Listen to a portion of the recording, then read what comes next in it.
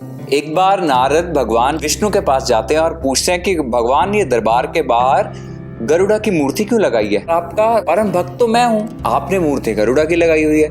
एकदम से बाहर दरबार के आवाज आई तो भगवान उठे और कहते कि नारद जाके देख के आओ बाहर क्या हो रहा है। और नारद बाहर जाते हैं और अंदर आके बताते हैं कि भगवान ये शोर औरत का था। तो भगवान बोले उस औरत का क्या नाम था?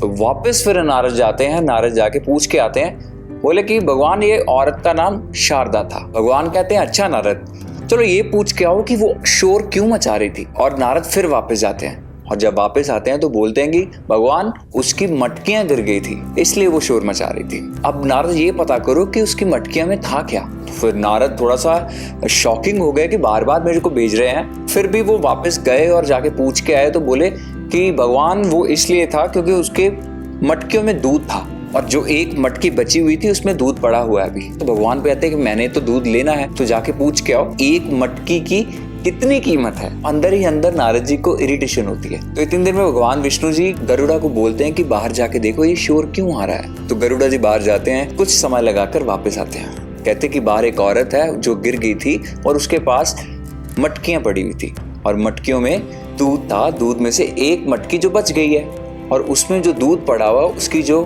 कीमत है वो 4 सिक्के हैं। तो इतनी देर में भगवान विष्णु जी मुस्कुराते हैं और नारद जी की ओर देख के हंस पड़ते हैं। नारद जी को उनके सवाल का जवाब मिल गया था। और असल जिंदगी में भी आप अपनी वैल्यू तभी बढ़ाते हैं जब आप एंटीसिपेट करते हैं किसी को क्या चाहिए और क्या चाहिए होगा। धन्यवाद।